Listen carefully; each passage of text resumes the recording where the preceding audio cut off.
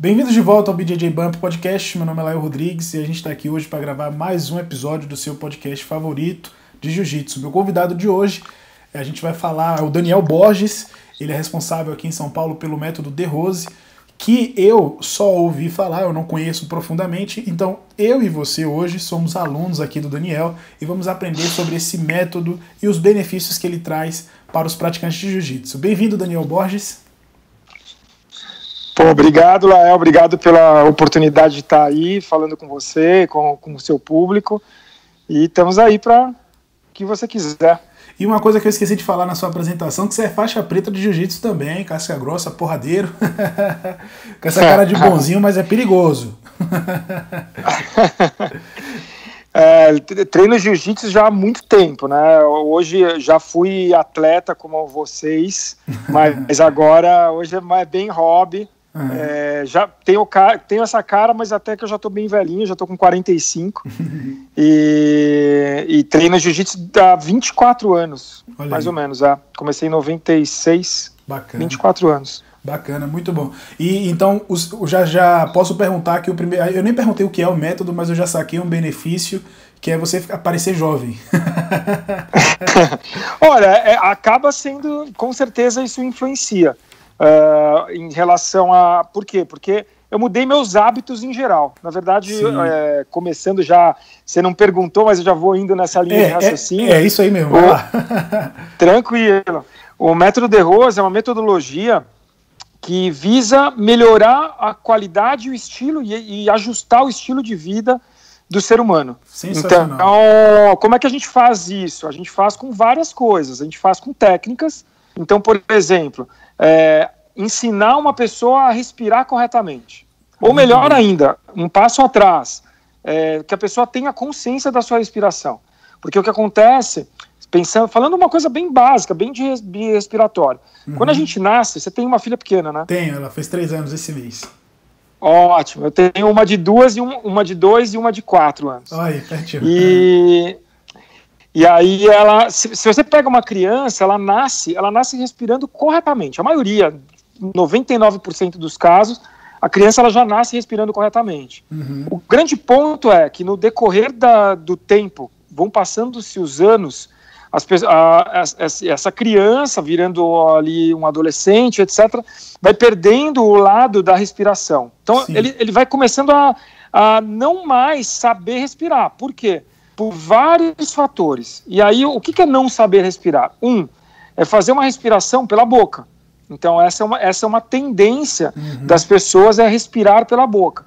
Sendo que pela respiração nasal, se a gente presta atenção na respiração e faz uma respiração nasal, a gente tem uma possibilidade de capacidade pulmonar muito maior.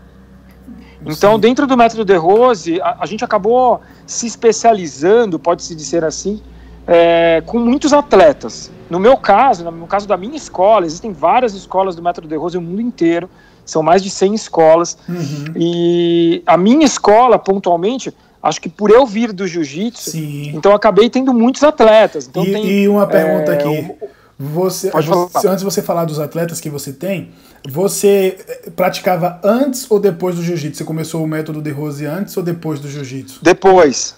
Eu comecei o método por causa do jiu-jitsu. E aí você trouxe esses atletas todos, né? Mais ou menos. Na verdade, assim, eu comecei o jiu-jitsu em 96. Aí, quando foi em 2000, foi os meus últimos campeonatos mesmo, foi em 2000. Minto. 2002 foi um dos meus últimos campeonatos, foi quando eu me formei professor do instrutor do método De Rose.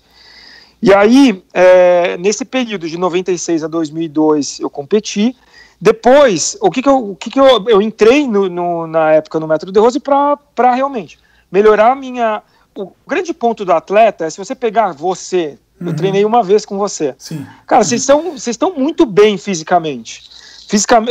Em geral, o atleta em si, ele está muito bem fisicamente. Os dois grandes pontos que são falhos num atleta, normalmente o que eu noto, emocional.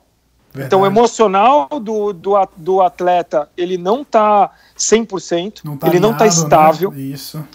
Exatamente. E a cabeça, a mente. Então são os dois fatores que eu fui buscar no método De Rose. Fantástico. A parte física, eu estava preparado. Então, se você pegar você e toda a galera que compete, é uma galera que fisicamente está muito bem preparada. Seja com os treinos específicos de jiu-jitsu ou com treinos auxiliares, né? Seja o que for, funcional, crossfit, seja lá o que for. Só que o que eu comecei a notar, e foi o motivo de eu ter entrado, era que a parte emocional e a parte mental eram os pontos falhos. Sensacional. E eu fui buscar isso no método. E aí, voltando lá na respiração, o que acontece? As pessoas, elas foram desaprendendo a respirar no decorrer dos anos. Então, chega ali na fase já de adolescente, em geral, as pessoas já não sabem respirar. E se você pensar, quanto tempo do seu dia, Lael, você olha para a sua respiração? Em geral, zero. Só quando eu tô ofegante, eu digo assim, por que eu tô ofegante? Exatamente. Você tá lá pedalou um monte, Isso. Acabou de pedalar, você chegou, parou, você fala assim, nossa, eu tô cansado, eu tô ofegante. Então, esses são os momentos que a gente observa a respiração, em geral. Momentos de estresse, então momento de uma discussão com alguém, você chegou em atrito com alguém, ou um momento mais estressante de um campeonato, o cara tá lá no campeonato, adrenalizado, com vontade de ganhar, mas com receio do que vai ser. Então isso gera uma respiração equivocada. Sim. Então o método, um dos pontos, da parte mais técnica do método é ensinar o cara a ter consciência respiratória. Fantástico, cara. E você vê, eu de fora, então ele começa... eu de fora como leigo, eu olhava, eu achava que era muito similar ao yoga, aí você ia ter a flexibilidade, essas coisas assim que... Sim. Na parte física mesmo, né? Eu vejo os meninos lá da B9 que são atletas de ponta, o pessoal que tá competindo tudo, viajando o mundo, e eles fazem o método De Rose, e eu vejo, sempre que eles postam foto, é uma posição complexa assim e tal, com muita flexibilidade. A visão que eu tinha, bem rasa, me desculpe a minha ignorância, era essa, né? Mas agora você já falando, já saquei. Mas que começa diferente, né? Não tá equivocado. Tá perfeito, não tá equivocado. Na verdade, a parte corporal, ela tá aí. O grande ponto é assim, se eu colocar... a parte corporal, ela é visível. Sim. Então, se eu coloco uma posição, ela é extremamente visível. Se eu colocar... É mais ou menos como se eu falar assim, ó, o Lael foi lá, fez uma luta num campeonato e finalizou com um armlock voador. É visível. Você vê o cara fazendo. Agora, todo o processo para o cara chegar naquele armlock voador, talvez ninguém viu. Verdade. Então, a concentração, o toque, aonde a percepção do corpo, aonde vai pegar, qual a pressão que você está colocando, isso a gente não vê. Fantástico. Então, é mais ou menos a associação que eu faço. Então, assim, a parte corporal ela é extremamente visível. E a parte técnica do método De Rose, ela vem do yoga. Então, só que existem muitos tipos de yoga. Verdade, tá? verdade. Existem muitos tipos de yoga. Então, uma coisa que eu identifiquei no método, até pelo público, é um público mais jovem, é um público mais esportista. Então, a parte corporal, ela tem muitas vertentes, ela tem muitas nuances no sentido de eu poder ir para vários caminhos. E chama então, atenção, isso é muito legal. Chama atenção, sim, né? Sim. Eu viajei Sim. com a maca, nós fomos pro Pan-Americano, a maquinha, né? A maca Vicentini. Perfeito. E, cara, ela fala assim, Lael, eu vou fazer uma pose aqui pra uma foto. E ela fazia um movimento, e ela tava do meu lado, assim, ela não se preparou, não fez aquela concentração, e ela fazia um movimento de... Mas como, rapaz? Mas aí eu fazia, ela me mostrou fotos, né? A gente foi conversando. Ela, ó, eu já tinha uma flexibilidade, porque praticava esporte a minha vida inteira, já era natural. Mas aí quando eu comecei a fazer o método, olha como melhorou. Ela me mostrou a mesma pose, assim, com 1 ano de diferença. Assim, cara, isso é fantástico. Parabéns, né? Ela fazia coisas absurdas, assim. Né? Cara, é bem isso. Na real, o que acontece é, quando você pega uma técnica corporal, que tem o visível, fica muito claro, mas o que a gente vai fazer? Uma coisa que o método De Rose trabalha é a parte corporal, ela não ser trabalhada com repetição. Então não existe repetição da técnica. Então o que acontece? Quando a gente... esse negócio do atleta, ele não necessariamente ele precisa se aquecer, as técnicas do método elas são feitas sem aquecimento. Então o cara conquista o alongamento e a flexibilidade direto. Ele conquista a resistência direto, sem repetição. Fantástico, então a gente trabalha mais permanência, menos repetição, tá? Então, num alongamento, e aí, o que eu somo a isso? Então você pega a maca, você pega o pecho, você pega ali os dois, o pecho tem bastante flexibilidade de alongamento. Verdade. Então você pega os dois, e aí você coloca, o que acontecia?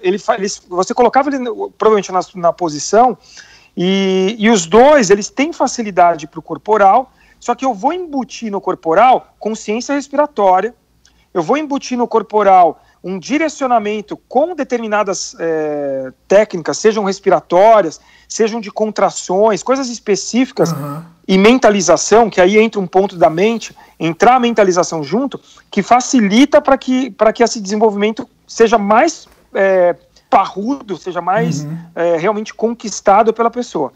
Fantástico. Então isso é muito legal. Isso que você falou, eu tenho uma história para te contar que provavelmente você não sabe, do pecho, muito, muito engraçada, muito peculiar. Nós viajamos para lutar no Rio, e aí o pecho saiu, a gente viajou, se eu não me engano, na sexta de manhã ou foi na quinta à noite. E o pecho só ia lutar no domingo. E ele saiu daqui de São Paulo com a gripe, não conseguia respirar, fazendo nebulização, tomando chá de limão, aquela coisa, inchou porque a gripe, né, fica inchado, aí tendo que cortar um pouquinho de líquido na hora de lutar, quase estoura o peso. Fez a primeira luta, isso já de faixa preta, né, no Rio. Fez a primeira luta, saiu da luta vomitando, aí caraca, o cara tá passando mal, ganhou a luta, né? E aí saiu passando mal, saiu pra procurar uma água, quando eu volto, cadê o peito? Daqui a pouco eu só vejo a perna pra cima, ele no meio da concentração fazendo parada de mão. Invertida. Fazendo invertida. Aí eu falei assim, esse cara não tava vomitando agora? Aí ele levantou assim, tomou um gole d'água, já foi pra segunda luta melhor, mas aí aquela guerra, porque o cara tava gripado e tal. Resumindo, fez 4 lutas. Aí depois eu perguntei, Pecho, de onde é que você tira esse negócio de fazer parada de mão? Ele, não, pô, tava me concentrando ali, por incrível que pareça, aquele jeito dele. Aí você vê o cara numa parada de mão, numa invertida, no meio da hora de concentração, ele conseguiu voltar, né, para o seu eixo para fazer as próximas lutas. Eu achei isso fantástico, assim. Não, perfeito. Perfeito. É bem isso. Tipo, uma pessoa que começou comigo e depois deu continuidade com outros instrutores, hoje virou instrutor até, que é o Comuna. Não sei se você chegou a conhecer. Sim, o Luiz Comuna. Conheço, muito duro também, muito bom de então, o Comuna depois saiu da B9, foi para o Guigo. E o Comuna era o mesmo caso, ganhou o europeu sem kimono, ele se especializou sem kimono. E ele, cara, é um cara que mudou totalmente, assim. Ele mudou em termos de consciência corporal, mudou em termos de concentração. Então ele mudou, tipo, foi uma das maiores mudanças que eu vi em termos dos esportistas, foi ele. Que legal. Então isso foi muito legal também. E isso é muito importante, é que hoje o pessoal, principalmente a molecada mais nova, toma como exemplo, né, o pessoal que se destaca no esporte. Infelizmente as pessoas que se tornam assim, o modelo, o padrão, não são pessoas que têm esse cuidado com a mentalidade e tal. A gente tem exemplos no jiu-jitsu, vários exemplos bons, mas normalmente quem se populariza, ou que vira meme, ou que, né, a pessoa que tá popular na internet, nem sempre é nesse caminho. É aquele cara que é mais o bad boy, é o cara que tá sempre indo pra uma balada e tal. E a gente precisa de exemplos assim no esporte, né? De transformação, a pessoa que era de um jeito e melhorou. Não importa o jeito que ele chegou, mas o esporte, seja o jiu-jitsu, seja o método de Rose, a prática esportiva, né, evoluiu. E isso é uma coisa que eu acho fantástica no método. Desde o momento que você falou aí, pelo que eu vejo nos meninos também, tem o Gabrielzinho, né, eu falei da Marco, o Pecho, a Grace. As pessoas que vão praticar o método de Rose, elas já vão buscando esse algo a mais. E não é o que acontece sempre com o jiu-jitsu. Não é isso? É comum, né, nos seus alunos? Concordo. As pessoas têm essa procura? Não, concordo, é isso aí. A galera em geral, quando vai procurar o método, seja os atletas ou outras pessoas, a ideia é essa, a ideia é ir além. Porque a grande meta, o grande objetivo do método, se a gente pegar, o grande objetivo é chegar a um estado de autoconhecimento, para você se conhecer melhor. Esse é o grande objetivo. Todos os efeitos colaterais, que são esses benefícios que você citou, então eu prefiro chamar de efeitos colaterais. Sim. Então todos os efeitos colaterais da prática são maior foco, maior concentração, maior estabilidade emocional, maior consciência da sua respiração e do seu corpo.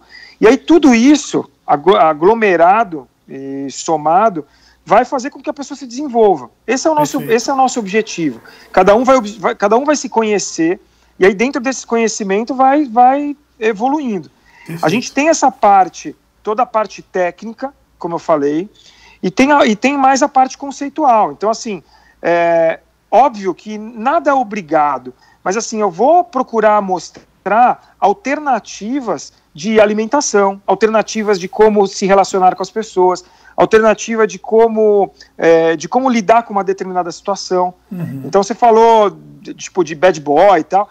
Hoje em dia eu acredito que é muito mais tranquilo. Quando eu comecei, que era bem o boom do jiu-jitsu, aí era outra vibe. Uhum. Hoje em dia é muito mais tranquilo nesse sentido, mas assim, a galera em si busca esse desenvolvimento. Muita gente está cansada de como está, quer chegar a um outro patamar. E para chegar nesse outro patamar, precisa de elementos, seja qual ele for. Uhum. Cara, muita gente desenvolve sem ser com método ou com outra coisa qualquer, desenvolve com o próprio jiu-jitsu. Sim. Quantas pessoas você viu aí que, era totalmente perdido, entrou no jiu-jitsu, começou a treinar e com aquilo, tipo, a paixão pela arte marcial e tal, se desenvolveu. Com certeza. Agora uma pergunta aqui minha, né?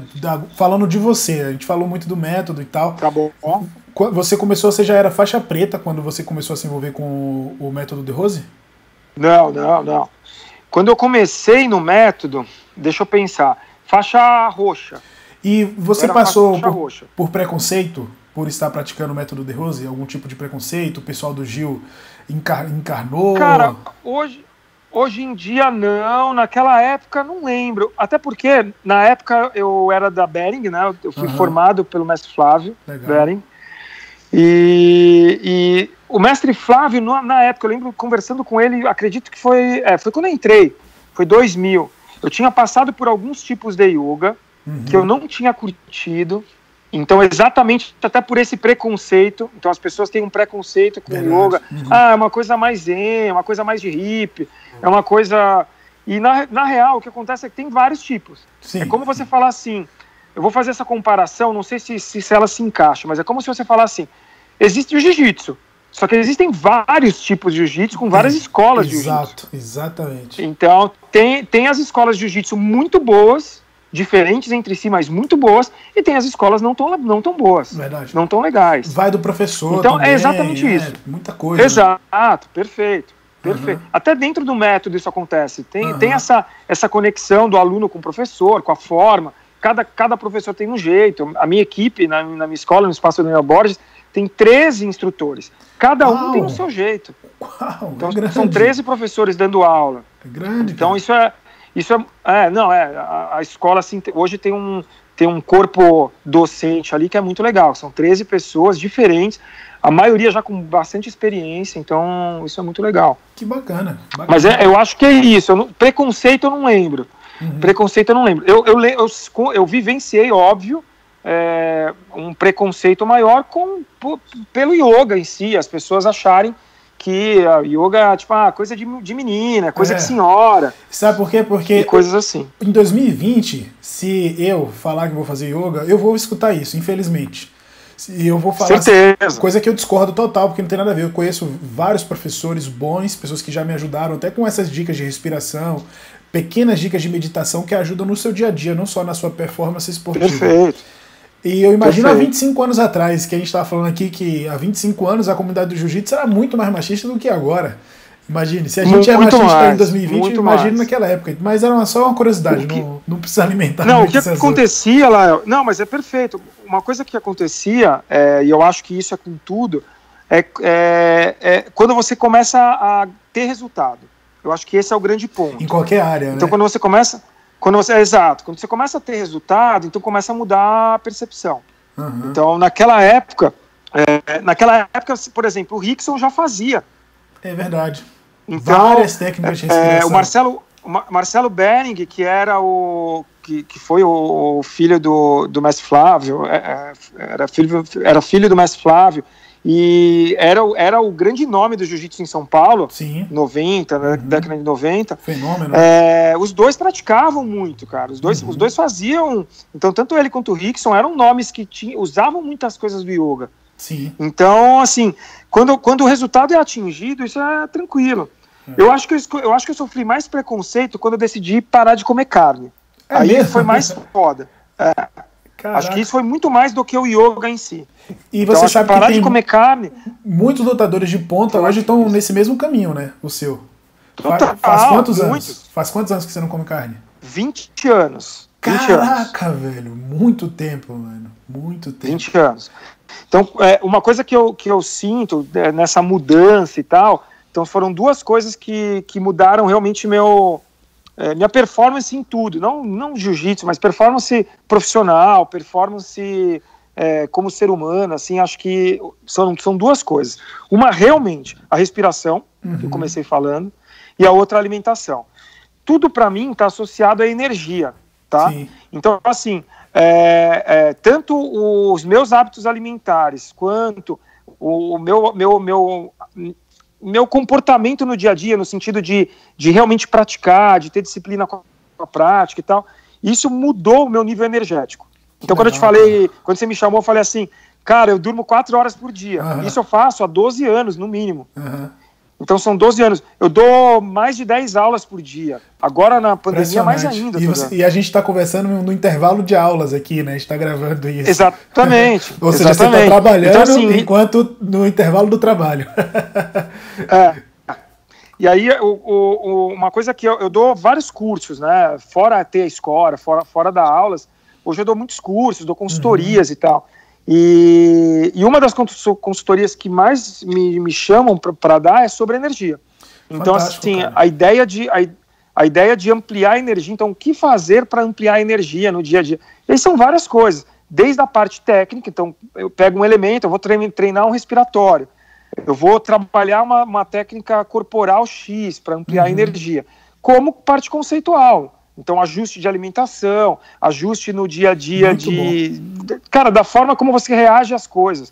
Então, por exemplo, a forma como você reage à pandemia. Você pega assim, o cara que está se desesperando na pandemia é um cara que provavelmente ele se abala tanto com a situação que o nível energético vai lá para baixo. É verdade. Eu não sei se você sabe, você falou sobre parar de comer carne, é o jovem fenômeno que a gente tem agora no jiu-jitsu, que é o Micael Galvão. Eu entrevistei ele aqui em março, um pouco antes da pandemia. Ele nem tinha conseguido viajar, ele estava em São Paulo, ele tinha uma viagem para Londres, não viajou justamente por causa do Covid, foi logo no começo dessa situação.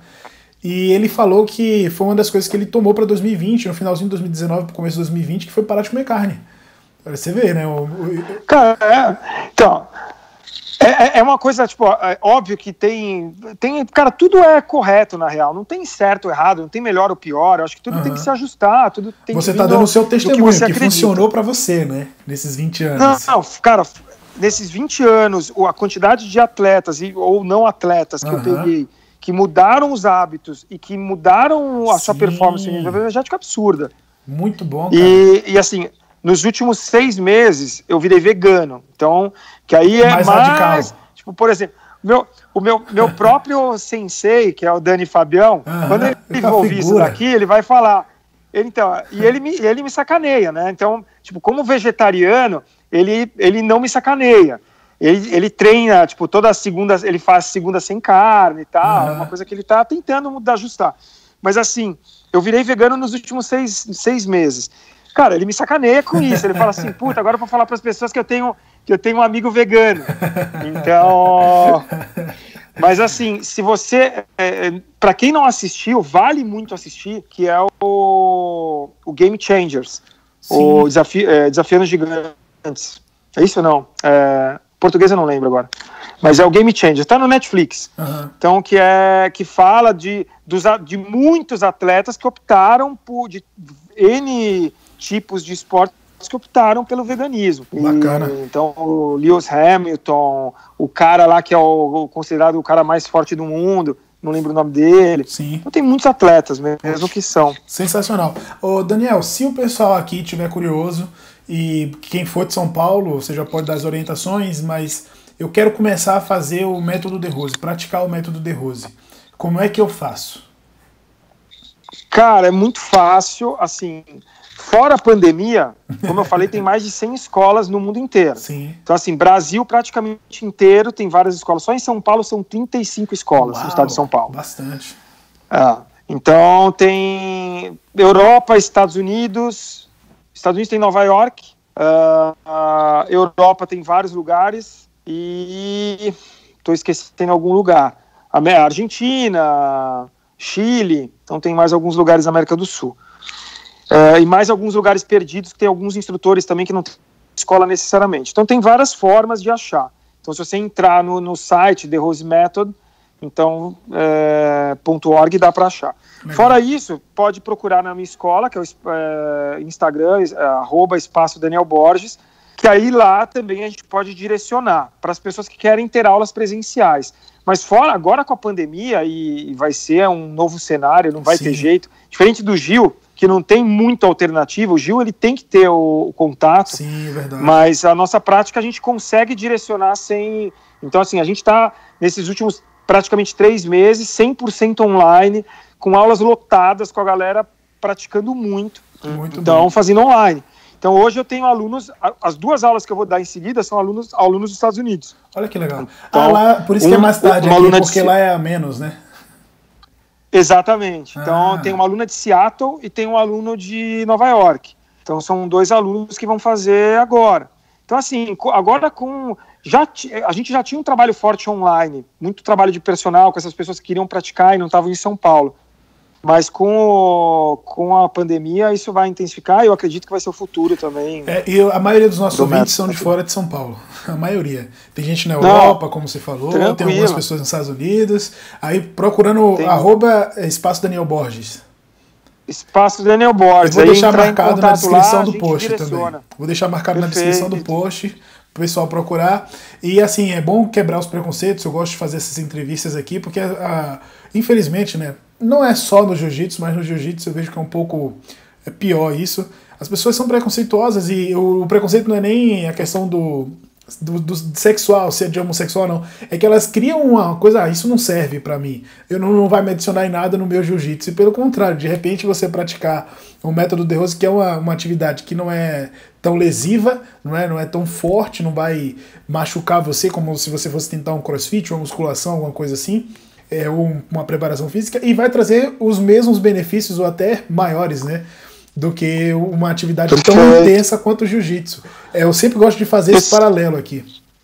Não, perfeito. Eu sempre acredito, cara, que tudo é interessante, cara. Eu não tenho preconceito, eu acho que tudo é interessante. Se você se encaixou com um treinamento funcional, se você encaixou com crossfit, se você encaixou com a calistenia, cara, tudo é legal. O importante é você se encaixar. Sim. Então tá dentro do seu perfil. E o método acabou encaixando com o perfil do jiu-jitsu muito bem, assim.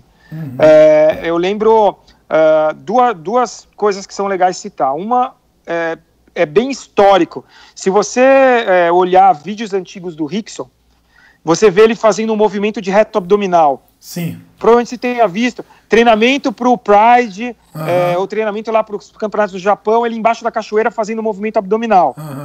Ele apareceu no filme do Hulk fazendo o mesmo movimento.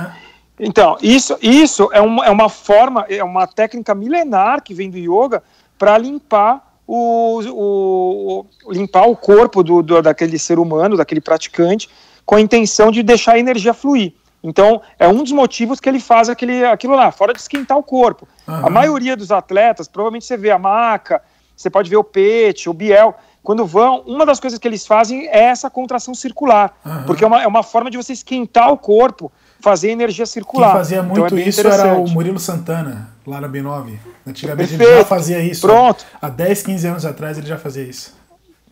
Perfeito. Então isso é uma coisa putz, fenomenal. Você falou do peito fazendo invertida. O que faz a invertida? Então qualquer posição invertida, que isso os pés estão para cima da cabeça, seja ela invertida da cabeça, invertida sobre os antebraços, parada de mão, ou invertida sobre os ombros, faz com que o sangue vá mais para o cérebro. Então com mais sangue indo para o cérebro, o que acontece? A gente manda uma quantidade maior de sangue que não está habituado a ir para o nosso principal órgão, que é aquele órgão que faz com que a gente tome nossas decisões. Uma decisão, uma hora de uma pressão, numa luta, tipo, eu preciso ter aquela sinapse e aquele movimento rápido de tomar uma decisão do que eu vou fazer, aonde eu vou colocar a mão, qual a explosão que eu vou fazer, como essa saída, ou como é que eu vou agir para dar continuidade. Então, assim, a invertida é super importante. E uma última coisa para te falar, agora eu não vou lembrar o ano, eu acho que foi 2014. Tem um amigo meu que também é professor do método lá em Porto Alegre. Legal. E ele estava treinando o Lyoto pro UFC. E eu fui acompanhar. Então, cara, o Lyoto fazia basicamente isso, cara. Era as contrações, a parte respiratória, meditação e óbvio, toda a parte de alongamento que ele já tinha, força muscular, parte corporal. Mas foi muito utilizado e é muito utilizado por vários atletas hoje em dia. Muitos atletas. Se pegar a seleção alemã, quando ganhou do Brasil na Copa do Mundo e na última Copa a mesma coisa, todos eles têm esse trabalho de parte respiratória, sim, de parte de consciência corporal e por aí vai. Você comentou então, muito difundido. De um documentário no Netflix, recentemente teve o do pessoal do Chicago Bulls, né, o Last Dance, e uma das coisas que o técnico, o Phil Jackson, ele fazia era colocar o pessoal para concentrar, alongar. Eu vi. Você viu isso aí? Perfeito. E os caras foram o que foram, várias né? coisas. Cara, assim, a gente tem que entender que quanto mais elementos a gente tiver para desenvolver o que a gente tem, melhor. Com certeza. Esse é o grande ponto. Hoje a gente tem muitos elementos para ir buscar, tem muitos elementos. Com certeza. E o que eu acho lindo do método, eu sou suspeito, mas o que eu acho lindo da metodologia que eu ensino é exatamente a amplitude de atuação. Então se você pegar nessas pessoas que você citou, olha só a diferença: Maca, sim, Gracie, Biel e Pecho. E ainda eu cito outro, tem o Duzão. O Duzão, né? Gigante, cara, olha aí. Gigante. Então, assim, cara, você pega o Duzão tem uma flexibilidade muito grande para o peso dele. Muito grande. Então, assim, são perfis diferentes e que você, com o método tem essa sacada da gente direcionar muito. Na minha escola, a gente se especializou nesse processo de direcionar muito para cada pessoa. Perfeito. Então, se eu pego assim, o Lael, cara, o Lael ele vai ter um perfil que ele vai se encaixar com determinadas técnicas que vão ser melhores para ele. Sim. Se eu pego o Pecho, tem outra. Se eu pego o Comuna, tinha outra. Se eu pego o Duzão, tem outra, assim por diante. E aí todo mundo consegue atingir os seus objetivos e melhorar, né, em vários aspectos. Perfeito. E vai adicionar na sua vida pessoal, vai adicionar na sua caminhada com jiu-jitsu, na sua caminhada esportiva, se for o caso, para você praticar melhor, né? Você ter melhores condições de praticar o esporte. Então eu acho que o pessoal aí, nossos ouvintes, vocês devem procurar. Eu recomendo o Daniel aí, tá na descrição do post, tá marcado.